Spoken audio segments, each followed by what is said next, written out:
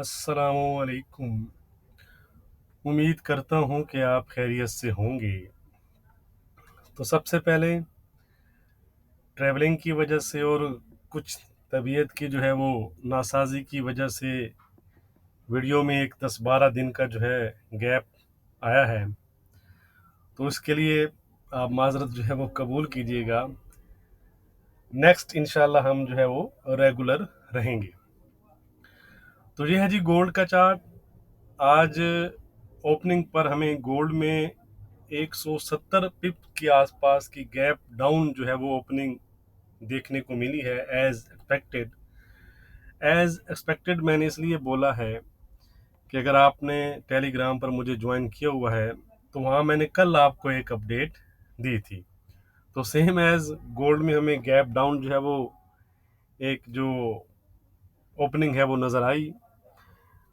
उसके बाद गोल्ड ने तकरीबन अपने गैप को फिल भी कर दिया है और फिलहाल 27-32 के आसपास ट्रेड कर रहा है।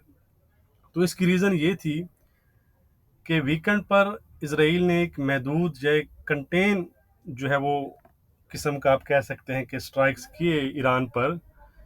जिस तरह का स्ट्राइक जो है वो एक्सपेक्टेड था कि इसराइल ईरान के गवर्नमेंट के जो मेजर साइट्स हैं या ऑयल फैसिलिटीज़ वगैरह हैं उनको टारगेट कर सकता है।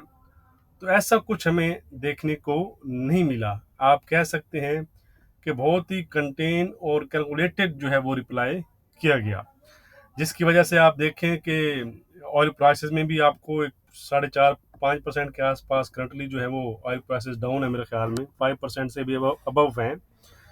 तो इसकी रीज़न ये थी कि उस रिप्लाई के बाद जो एक एस्केलेशन के बढ़ने के चांसेस थे वो कूल डाउन हुए हैं। यानी अब मज़ीद एस्केलेशन के चांसेस हमें फ़िलहाल जो है वो नज़र नहीं आ रहे। तो इस वजह से गोल्ड में और ख़ास तौर पर क्रूड ऑयल में एक अच्छी सेलिंग आपको नज़र आई है। ओवरऑल अब जो फोकस है वो इस वीक यूएस के मेजर डाटा नंबर्स, जिसमें consumer confidence, job openings, ADP, GDP number, core PC price index, non farm payrolls और आईएसएम नंबर्स शामिल हैं। तो इन पर मार्केट का फोकस रहेगा। इसके अलावा आपको पता है कि यूएस के इलेक्शंस हैं जो ऑल ओवर द वर्ल्ड जो है वो इम्पैक्ट डालते हैं। तो उसमें भी तकरीबन 1 वीक जो है उसके फाइनल रिजल्ट में तकरीबन रह गया है। तो एक वो चीज़ गोल्ड पर जो है वो इम्पैक्ट डालेगी। इसके अलावा अगर आप टेलीग्राम पर मुझे ज्वाइन किया तो आपको पता होगा कि मैंने आपको आज अपडेट दी थी कि जापान में जो रूलिंग पार्टी है, कोलिशन रूलिंग पार्टी जो है वो अपनी मेजोरिटी जो है वो लूज़ करती है, हमें नज़र आ रही है इलेक्शंस में। जिससे जो जापानीज येन है वो भी आज आपको वीकर साइड पर नज़र आया है अगेंस्ट यूएसडी के। तो आप कह सकते हैं कि लॉट ऑफ थिंग्स हैं जो फिलहाल अनसर्टेनिटी जो है वो हमें नज़र आ रही है, जिनकी वजह से तो इसलिए मार्केट वो जो है वो वोलाटाइल रहेगी नियर टर्म में। तो इसलिए आपने ख्याल रखना है, काशियस अप्रोच के साथ ट्रेड करना है। तो गोल्ड को हम देख लेते हैं जी। ये है गोल्ड 27-32 पर ट्रेड कर रहा है। आज तकरीबन इसने अपना जो गैप था उसको फिल किया है और 27-44-45 के आसपास के हाई बनाए हैं और उसके बाद दोबारा से अपने लोज को इसने टच किया है।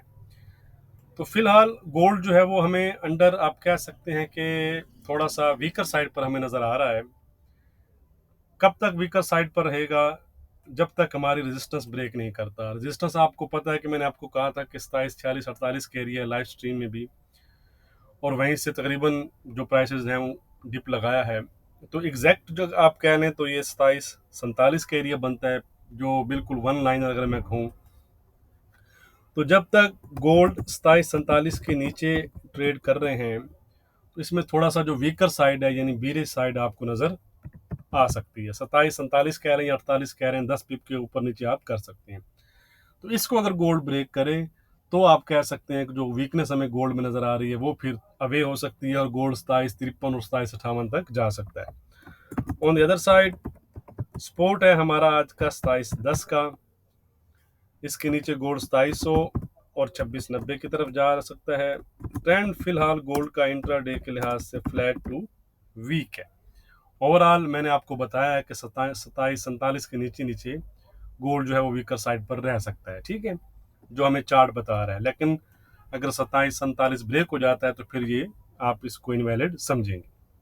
आज हम बाकी पेयर्स को भी देखते हैं, तमाम को। नई शुरुआत है तो एक दफ़ा तमाम को टच कर लेते हैं जी। सिल्वर है जी 3340 के आसपास चल रही है। सिल्वर में आज का हमारा रेजिस्टेंस है 3370 का। सपोर्ट है हमारा सिल्वर में $33 का। सिल्वर का भी सेम जो है वो ट्रेंड है, यानी फ्लैट टू वीक है। जो मैंने आपको अप्रोच गोल्ड के लिए बताई है वही सेम सिल्वर के लिए। ये है जी क्रूड ऑयल, इसकी मैं बात कर रहा था। करंटली जो है वो तकरीबन 6.5% के आसपास डाउन है, वीक जोन में ही है। कोई इसमें आप कह सकते हैं कि दो राय नहीं है। इसके एनालिसिस भी मैंने आपके साथ शेयर किए हैं लाइव स्ट्रीम में भी। 67 के आसपास का मैंने सपोर्ट दिया था आपको, जहां से ये तकरीबन 67-56 की हाई बना चुका है।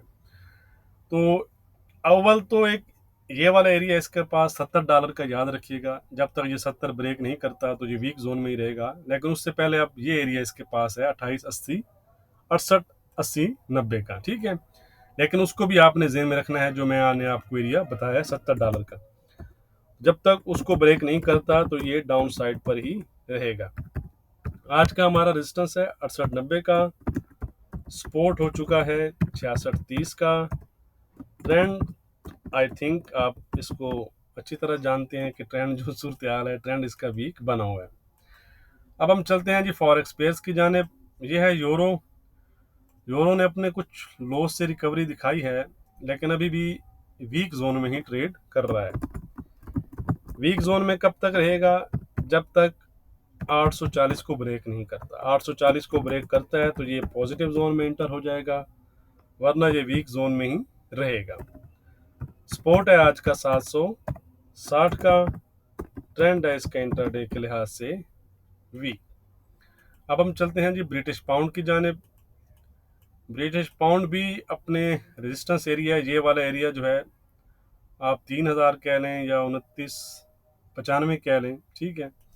इसको ये ब्रेक करे और इसके ऊपर सस्टेन करे तो फिर इसमें मजीद हमें तेज़ी नज़र आ सकती है। तो यही हमारा रेजिस्टेंस है 2995 का। इसको अगर ब्रेक करे तो फिर 3010 और 3030 तक जा सकता है। सपोर्ट है हमारा 2910 का। ट्रेंड है इसका वीक, जब तक हमारे रेजिस्टेंस को ब्रेक नहीं करता। अब हम चलते हैं जी अपने लास्ट पेयर यानी बीटीसी की तरफ। बीटीसी ने एक अच्छी रिकवरी दिखाई है जी, और तकरीबन पॉजिटिव जोन में इंटर हो चुका है या होने वाला है, ठीक है। नहीं, हो चुका है जी, पॉजिटिव जोन में ही है। आज का रेजिस्टेंस क्या है वो हम देख लेते हैं। आज का रेजिस्टेंस है बीटीसी में हमारा 69,200 का। सपोर्ट है हमारा 67,500 का। ट्रेंड हो चुका है इसका इंट्राडे के लिहाज से पॉजिटिव। वीडियो को लाइक और शेयर करना मत भूलिएगा। बहुत शुक्रिया।